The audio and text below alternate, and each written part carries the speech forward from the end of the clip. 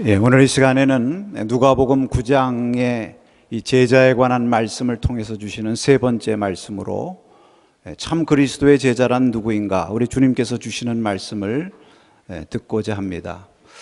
어떤 사람이 참된 교인이고 참된 주님의 제자일까? 물론 거기에 대해서 우리가 나름대로 다 답을 줄 수 있고 또 나름대로 가지고 있는 그러한 제자상, 교인상이 있습니다.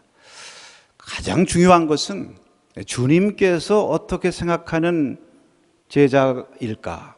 참 제자일까? 주님이 생각하시고 주님이 기대하시는 제자의 모습을 우리가 그대로 담는 것이 가장 중요하겠죠. 오늘 이 말씀은 우리가 너무 잘 아는 말씀이고요. 사실 그리스도의 제자에 관한 하나의 정수를 주신 그런 말씀이기도 합니다. 그런데 사실 우리가 참 그리스도인 또는 주님의 제자라고 하는 이러한 문제에 대해서 어떤 때는 많이 알기는 하는데 사실 문제의 관건은 그 모습대로, 그 제자 상대로 그대로 우리가 어떻게 우리의 삶을 통해서 살아갈 수가 있는가, 이것이 사실 우리의 기도의 제목이라고 생각합니다. 오늘 우리의 말씀을 우리가 대하면서 여러분에게 제가 이 말씀을 드리는 것은, 이 말씀이 너무 우리가 잘 아는 말씀이에요. 늘 우리가 읽고 또 듣고 그렇게 기도하는 말씀인데, 사실 그렇기 때문에 알기는 아는데 이 말씀대로 살아가는 이 문제에 우리가 늘 다시 한번 봉착하게 되는 그런 문제이기도 합니다. 그래서 오늘 이 말씀을 다시 한번 우리 앞에, 이 말씀 앞에 서서 우리가 정말 주님께서 우리에게 기대하시는 이 참 그리스도인의 모습, 참 제자상, 우리가 이것을 아는 것으로 그치지 않고 정말 주님 앞에서 이 주님의 모습, 주님이 원하시는 모습대로 우리가 살기를 바랍니다 하는 그러한 기도하는 마음으로 오늘 이 말씀을 들을 수 있기를 축복합니다. 오늘 여기 주님께서 말씀하신 참 그리스도인의 첫 번째 모습은, 우리가 얼마나 우리 주님을 나의 인격과 체험을 통해서 알고 있는가. 그래서 참 그리스도인, 참 그리스도의 제자는 주님을 인격적으로 체험적으로 믿고 고백하는 사람이다, 이렇게 말씀하고 있습니다. 여기 18절에서부터 21절까지 주님께서 주시는 말씀입니다. 예수님께서 제자들에게 물으셨습니다. 사람들이 나에 대해서 누구라고 하느냐?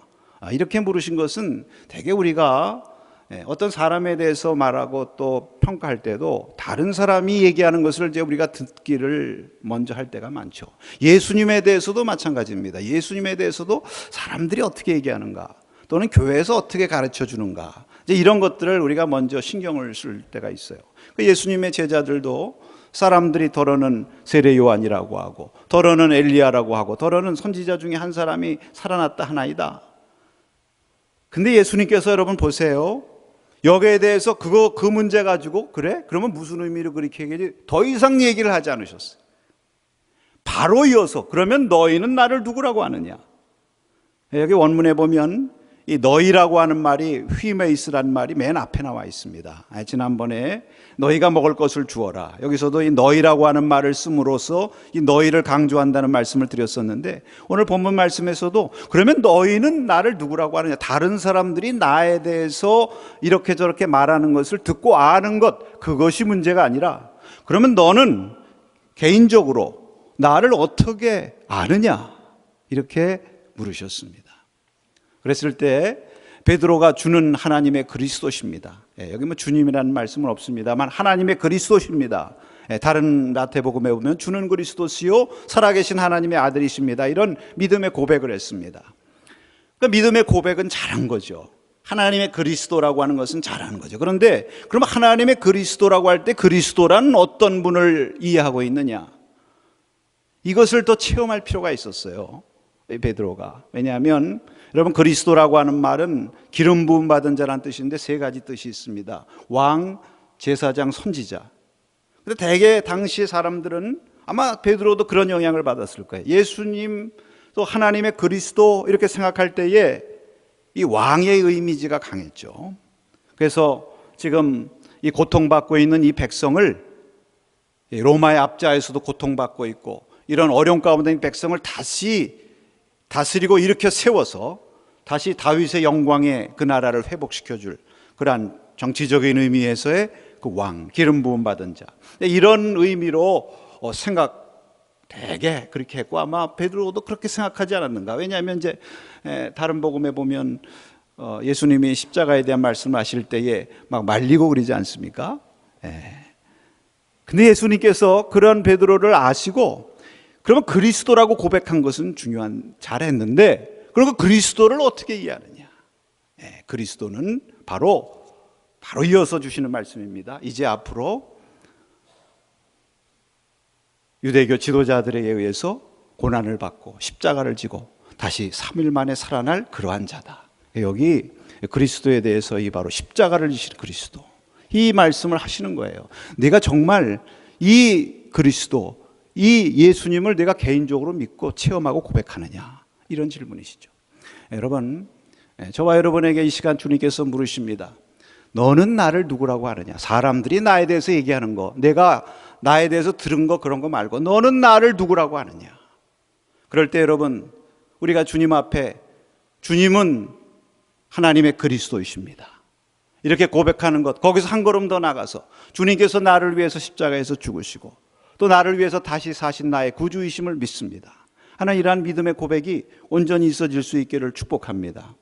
여러분, 중요한 것은 우리가 어떻게 주님을 만나는 거. 우리가 어떤 사람도 그 사람에 대해서 다른 사람이 얘기하는 것을 듣고 그를 평가할 때와 직접 만나서 그 사람의 모든 것들을 잘 직접 맛보고 경험하고, 그래서 이 사람이 정말 내가 만나보니까 이런 사람이구나 하는 것이 우리에게 확 다가오게 될 때 그 사람에 대한 정체성에 있어서 흔들리지 않는 거 아니겠어요?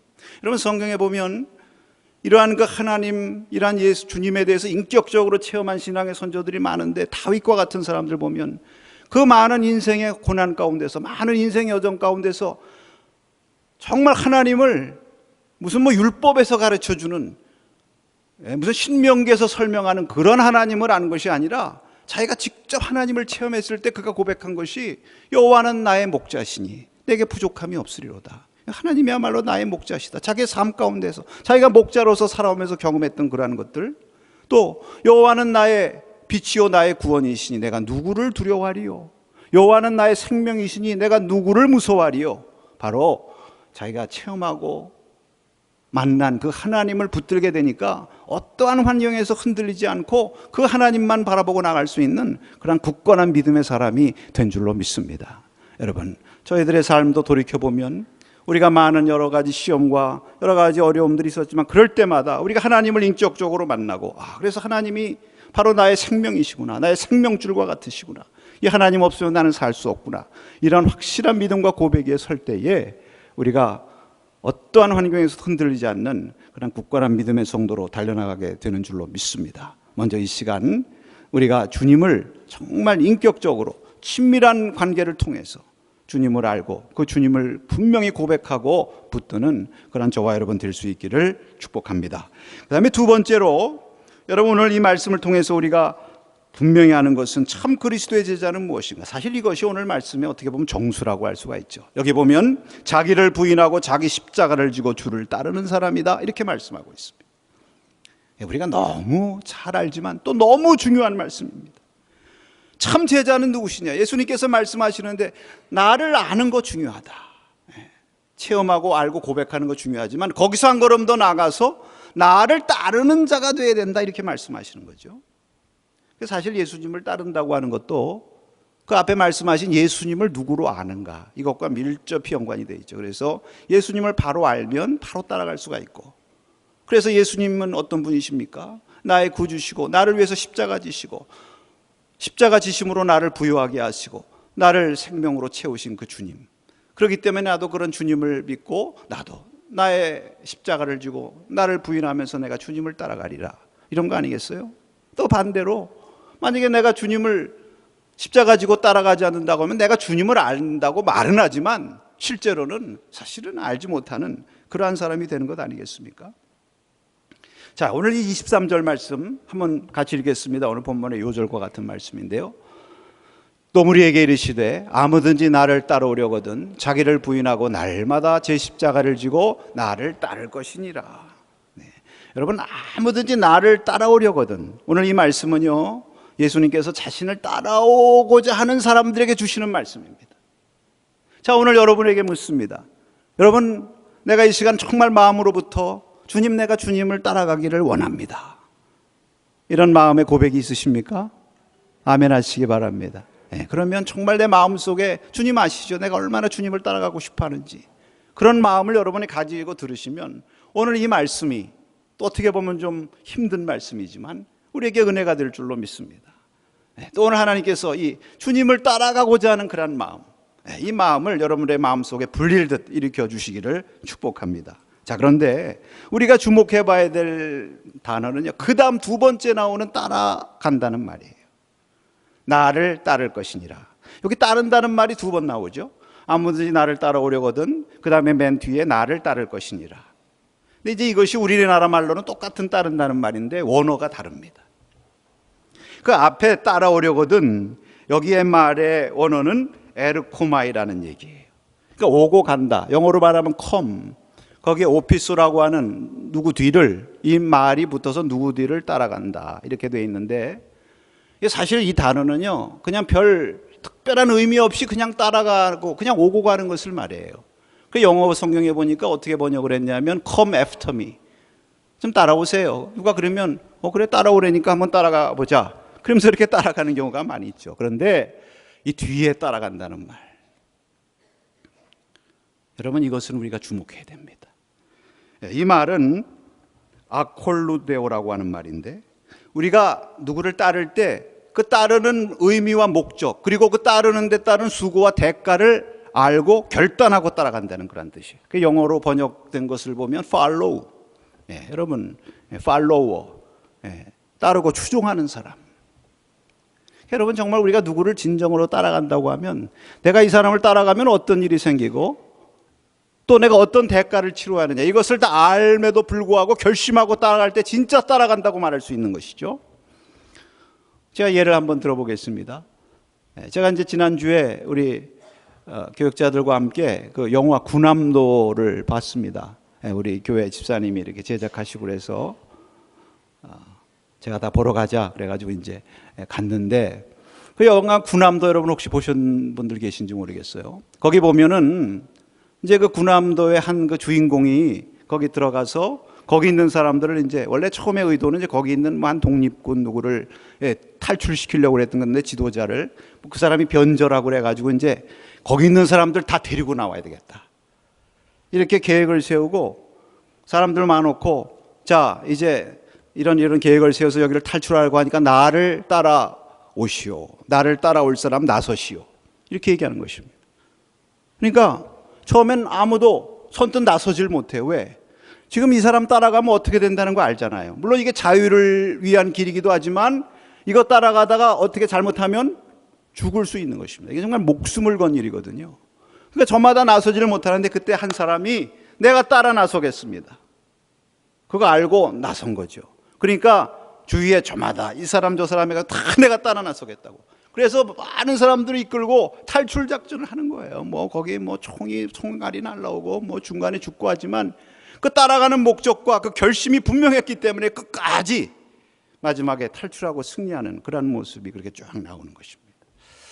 여러분 여기 두 번째 따라간다고 하는 것은 바로 그런 의미에서의 follow, 주님을 따라간다는 얘기예요. 처음에 제자들이 예수님 부르시니까 그냥 엉겹결에 멋모르고 예수님 따라가면 좋겠구나 하고선 따라왔을 수 있어요. 그래서 따라왔어요. 그러나 이제 정말 이 시점에서 순환에 대한 예고를 하시고, 자 이런 상황에서 너희들이 나를 따라온다는 것은 무엇인지 아느냐? 나를 따라온다는 것은 자기를 부인하고 자기 십자가를 지고 나를 따르는 것인데, 그래도 나를 따르겠느냐, 이런 말씀이죠. 여러분 그래도 나를 따르겠느냐 그렇게 말할 때 여러분 아멘이십니까?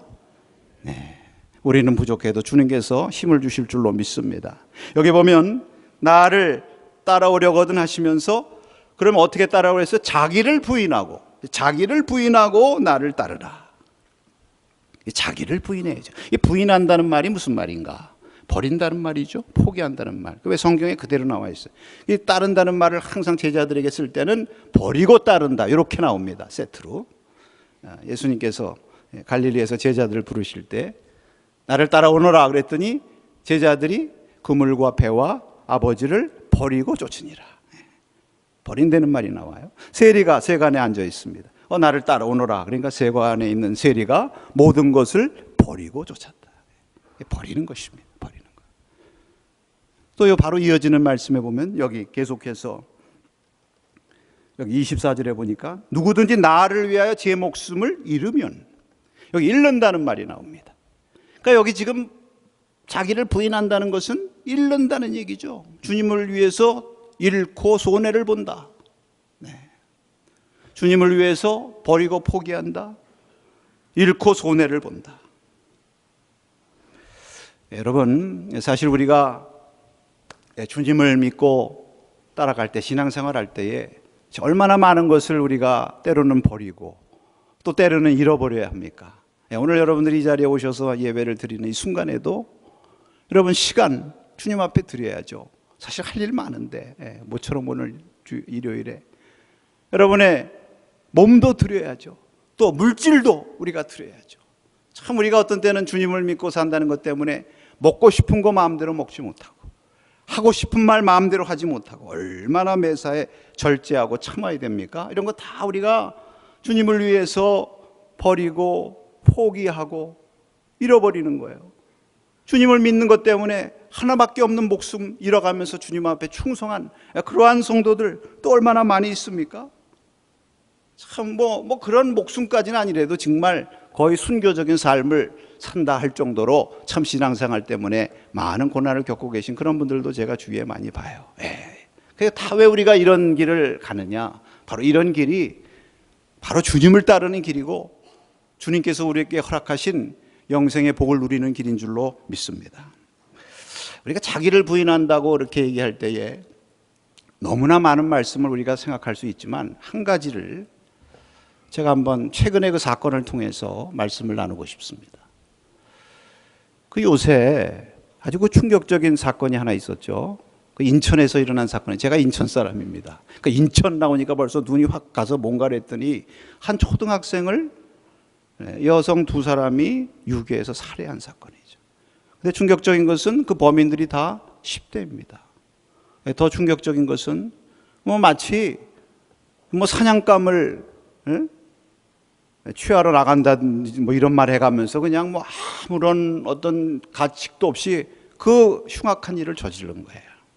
근데 이제 그런 일을 저지르고 나서 그 범인이 그 법정이나 이런 데서 하는 얘기가 있는데, 그게 뭐냐? 내 속에 있는 나쁜 내가 이 일을 저질렀다, 이렇게 얘기하는 거예요. 자기가 이제 정신적으로 정상이 아니고, 그래서 이건 내 속에 있는 나쁜 자기가 하라고 해서 조종해서 내가 했다, 이렇게 하면 이제 아마 형량이 줄어들 수 있는지, 근데 책임을 어떻게 면할 수 있겠습니까?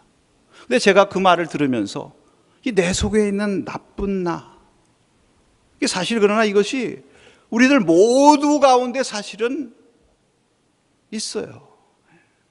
이게 성경의 얘기 아닙니까? 성경의 얘기. 여러분, 로마서 7장 18절에서 19절에 이런 말씀 하시지 않았습니까? 한번 같이 읽어보겠습니다. 내 속 곧 내 육신에 선한 것이 거하지 아니하는 줄을 아노니 원함은 내게 있으나 선을 행하는 것은 없노라. 내가 원하는 바 선은 행하지 아니하고 도리어 원하지 아니하는 바 악을 행하는도다. 지금 사도 바울께서 말입니다, 내 속에 있는 이 나쁜 자기, 이것 때문에 지금 고민하고 있는 거예요. 사실 하나님의 은혜로 구원받고 정결함을 입었음에도 불구하고 이 내 속에 있는 나쁜 자기, 이 죄된 이런 자기가 자꾸 살아서 역사하면요, 이게 사실 제정신이 아닌 사람이 되는 거죠. 그래서 오호라 나는 공고한 자로다. 누가 이 사망의 이 법에서 나를 건져내랴, 사망의 몸에서 나를 건져내랴 하면서 탄식하는 그러한 모습을 봅니다, 여러분. 사실 우리 가운데도 항상 두 법이 싸우는 것 같아요. 성령의 법과 육신의 법이 싸우지 않습니까? 우리가 어떻게 이 속에서 역사하는 이 육신의 소욕과 이 욕망을 따라서 인간의 혈기와 이 악함을 따라서 역사하는 이러한 그 육신의 이 안 좋은 자기를 우리가 어떻게 죽이고 어떻게 이것을 잃어버리고 부인하는가, 거부하는가, 노라고 말할 수 있는가, 이것이 우리가 주님을 따르는 길에 있어서 아주 중요하다는 것이죠. 그래서 사도 바울과 같이 훌륭한 분도 나는 날마다 죽노라, 이 얼마나 이 싸움이 처절했으면 나는 날마다 죽노라 그렇게 말씀을 했겠습니까? 여러분, 참 자기는요, 참된 제자는요, 이 우리 속에 있는 이 나쁜 나, 이 죄된 본성, 이것을 어떻게 주님의 능력을 의지해서 십자가에 못 박을 것인가. 사실 여러분, 이것이 우리의 기도 제목이고 우리가 하나님 앞에 구해야 될 은혜가 아닌가 그렇게 생각을 하는 것입니다. 여러분, 그 이영규 선교사님이 쓰신 더 내려놓음이라고 하는 책이 있죠. 거기 보면 이 자기를 부인하는 것에 대해서 그 탕자의 비유의 예를 들면서 두 가지를 부인해야 된다, 내려놓아야 된다 그렇게 얘기를 하는데, 하나는 자기의라는 것입니다. 이 자기의는 그 첫째 아들과 같은 그러한 모습이라는 것이죠. 또 두 번째로는 자기애. 이 자기애라는 것은 자기 연민도 통하는 것인데, 이 둘째 아들과 같은 이러한 모습, 이 두 가지를 우리가 다 우리 삶 속에서 이런 것들이 서로 교차되는데, 이런 것들을 우리가 어떻게 내려놓고 어떻게 부인할 수 있겠는가. 참 이게 쉽지 않아요. 거기 이제 한 그 예를 드는데, 그 남미에서 어느 원주민들이 원숭이를 잡는데 말입니다. 참 재미나면서도 그 원숭이의 그 심성을 이용하는 거죠. 그 이제 목이 좁은 항아리를 원숭이가 다니는 길목에다 갖다 놓고 그 안에다가 바나나를 넣는데요. 그럼 이제 원숭이가 가다가 바나나 냄새 나니까 그 바나나를 먹으려고 손을 집어넣는데 손목이 겨우 들어가는 것입니다. 겨우 들어가서 안에 있는 바나나를 잡습니다. 그래 꺼내요. 꺼내려고 그러는데 겨우 들어가니까 이거 잡은 손 가지고는 뺄 수가 없는 거예요. 빼려면 어떻게 됩니까? 바나나 놔야죠. 근데 놓질 못하는 거예요. 그 원숭이의 그 욕심, 먹고 싶은 욕심 때문에. 그래서 그걸 붙들고 있는데, 언제까지 붙들고 있느냐? 사냥꾼이 와서 자기를 잡아갈 때까지 붙들고 있다. 그러니까 원숭이가 바나나를 잡았지만 사실은 누가 원숭이 잡은 거예요? 바나나가 원숭이 잡은 것입니다. 우리가 참 이 자기와의 싸움이라는 게 이런 거예요. 자기에 대한 집착. 존 스타트 목사님이 그 우리 현대를 가리켜서 특징 가운데 이 나르시시즘의 시대다. 자기 집착, 자기 중심적이고 뭐 정말 다 제 잘난 못에 살아가는 그런 시대가 됐는데, 이 자기에 집착하는 것 때문에 오히려 자유롭지 못한 것입니다. 우리가 신앙생활을 할 때도 말입니다. 그래서 자기 소유를 버리고 주님을 따랐다. 주님은 자기 부인에 대해서 말씀하는데, 우리는 자기를 어떻게 하면 실현할까? 또 자기를 어떻게 하면 드러낼까? 어떻게 인정받을까?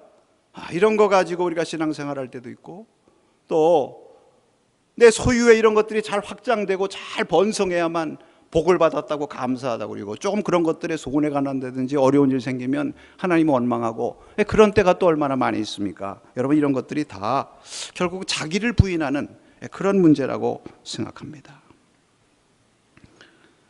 그래서 한번 따라해 보실까요? 신앙생활은 자기와의 싸움이다. 뭐 복잡할 거, 신앙생활 심플하게 얘기하면 자기와의 싸움인 것입니다. 어떻게 하면은 이 죄와 욕망에 사로잡힌 이 나쁜 자기, 성경에는 옛사람이라고 그러죠. 이 옛사람을 그리스도와 십자가에 못 박고 주님께서 주시는, 주님 안에서 새롭게 거듭나는 이 새 사람, 참된 자기라고 할 수 있을까요? 자기라고 하는 것이 어거스틴은 뭐 다 부패해가지고 이 자기는 다 부인해야 된다 그렇게 말씀했습니다만, 그래도 이 그리스도 안에서 새로운 피조물 된 이러한 모습으로 우리가 어떻게 새롭게 날마다 살아날 수 있겠는가? 사실 이게 복음이고, 그것 가지고 우리가 바라보면서 신앙생활하는 거예요. 믿습니까? 그러니까 여러분, 오늘 이 시대에 진정한 제자담의 기준이 어디 있는가? 얼마나 자기를 초월할 수 있겠는가? 베드로전서 2장에 보면 우리 성도들을 가리켜서 두 가지로 말씀하세요. 여러 가지 있습니다만 제가 두 가지만 말씀드립니다. 하나는 그의 소유된 백성입니다. 또 하나는 하나님의 종입니다. 여기서 종이라는 것은 노예. CCC를 창시하신 빌 라이트 목사님 묘비에 그리스도의 노예 이렇게 써 있다고 그러지 않습니까? 근데 여러분, 이 소유나 노예라는 말이 같은 말이에요. 왜? 그 당시 노예는 누구의 소유입니까? 주인의 소유입니다. 그래서 노예는요, 자기가 없는 사람이에요. 만약에 노예가 자기를 드러내고 자기 철학, 자기 사상을 주장하기 시작하면 노예로서 끝장나는 거죠. 주인의 뜻. 자기를 비우고 주인으로 충만하게 채워질 때 그 종이야말로 진짜 종이요 주님의 소유된 백성입니다. 여러분, 우리 성도들 한 사람 한 사람에게 주님께서 여러분에게 인을 쳐주셨어요. 할렐루야. 성경에 보면 다 이마에 인을 쳤다고 그랬어요. 주님이 이건 내 소유다, 아무도 건드리지 못한다. 그러나 동시에 그 인이라고 하는 것은 주님의 소유와 보호를 말씀하는 것이지만, 동시에 너는 내 소유이기 때문에 너는 내 뜻대로 살아서는 안 되고 내 뜻대로 살아야 된다. 여러분, 이것을 깨닫는 사람이 자기를 부인할 수 있는 것입니다. 그 예수님께서 자기 십자가를 지고 나를 쫓으라 그렇게 말씀하시잖아요. 여러분, 우리가 주님을 따르기 위해서는 얼마나 고난의 십자가, 또 우리가 주님 주신 사명 감당하는 것도 때로는 얼마나 고난이 많습니까? 무릇 그리스도 예수 안에서 경건하게 살고자 하는 자는 박해를 받으리라. 박해를 받는다고 그랬어요. 고난 안 받는 게 오히려 이상할 정도죠. 예수님 믿는다면서 어려움 안 오는 게 오히려 이상할 정도죠. 그러나 이것을 주님께서 나에게 지라고 하신 십자가, 주님께서도 지셨으니까 묵묵히 지고 나가면 주님께서 다 기억하시고 승리의 축복으로 채워주심을 믿습니다. 토마스 아켄피스의 그리스도를 본바다에 보면 그리스도인은 십자가에서 도망칠 수 없다고 그랬어요. 우리는 도망치고 싶지만 십자가를 피한다면 그 사람은 이미 그리스도를 따르는 자가 아니다. 오히려 우리는 주님 바라보고 자기를 부인하고 자기 십자가를 지고 주를 따르는 축복의 성도가 되시기를 축복합니다. 그 다음에 계속해서 세 번째로 26절에 보니까 참 그리스도의 제자란 주님과 주님의 말을 부끄러워하지 않는 자라고 그랬습니다. 26절 말씀을 한번 같이 읽겠습니다. 누구든지 나와 내 말을 부끄러워하면 인자도 자기와 아버지와 거룩한 천사들의 영광으로 올 때에 그 사람을 부끄러워하리라. 여러분, 우선 부끄러워하지 말아야죠. 정말 제자라면 자기 스승 부끄러워하지 않죠. 정말 자식이라면 자기 부모가 어떠한 모습이라도 그 부모를 부끄러워하지 않는 것이죠. 왜 부끄러워하지 말라고 했습니까? 부끄러운 모습이 아닐 때 부끄러워하지 않는 것은 그것은 자랑이 아니에요. 거기 상급이 있을 수가 없죠. 왜 부끄럽지 않은 거 당연히 부끄러워하지 않는 거. 근데 부끄러울 때 부끄러워하지 않는 거. 그 디모데서에 보면은요, 그 디모데서를 기록할 당시 이 사도 바울이 옥중에 있고 어려운 가운데 있는데, 이 디모데에게 너는 내가 우리 주를 증언함과 또는 주를 위하여 갇힌 자 된 나를 부끄러워하지 말아라 이렇게 말씀하시면서 그 부끄러워하지 아니했던 한 예를 들어서 얘기하는데 오네시보로라는 사람 얘기합니다.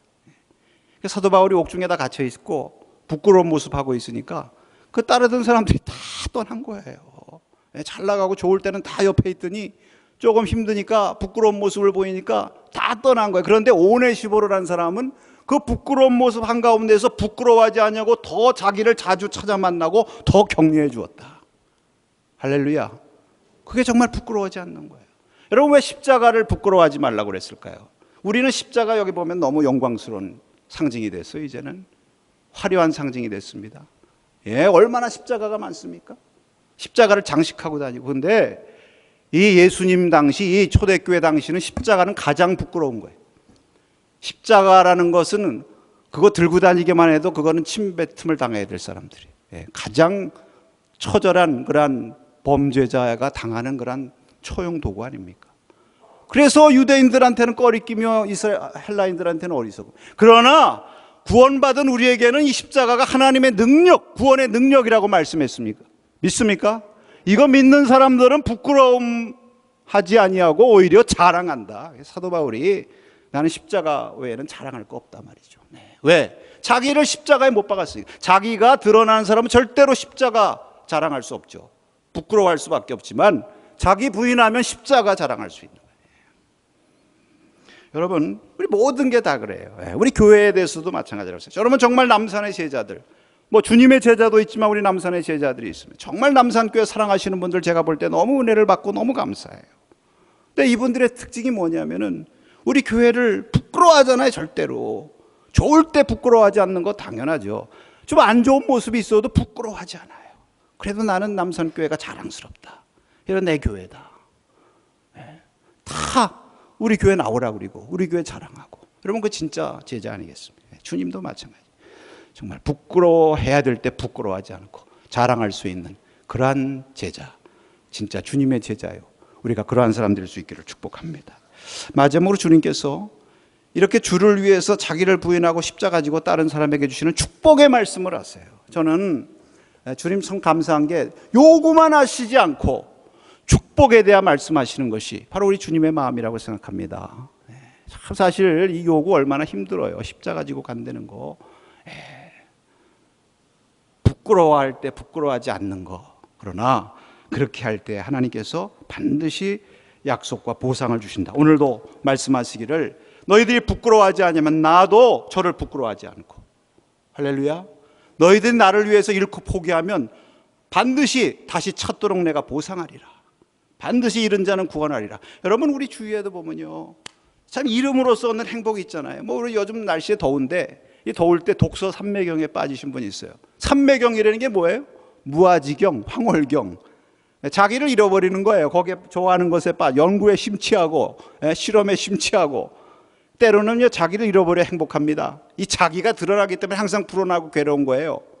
깨달음이 오십니까? 우리가 누구 좋아하는 사람하고 같이 있어봐요. 그러면 성경의 찬송가처럼 나도 없고 세상도 없고 구속한 주만 보이도다. 그러니까 때로는 좀 자기를 잃고 주님 안에 푹 잠기시기 바랍니다. 주님께서 다 보상해 주시는 거예요. 여기 보면 마지막 절에 너희가 죽기 전에 하나님 나라를 보는 자도 있으리라. 정말 주님을 위해서 진정으로 따르고 주님의 뒤를 밟은 사람들 반드시 살아생전에도 천국의 기쁨을 누리게 하신다는 거죠. 제가 좀 재미있는 얘기 하나 하고 말씀 마치려고 합니다. 참 교훈적인 얘기기도 해요. 어느 성도님이 신앙생활을 하는데 너무 힘이 들어요. 자기가 지고 가는 십자가가 너무 무거워요. 그래가지고 하나님 앞에 늘 기도합니다. 주님, 이 십자가 좀 어떻게 좀 가볍게 해주십시오. 내가 너무 무거워서 견딜 수가 없습니다. 근데 이번이 이제 꿈을 꿨다는 거예요.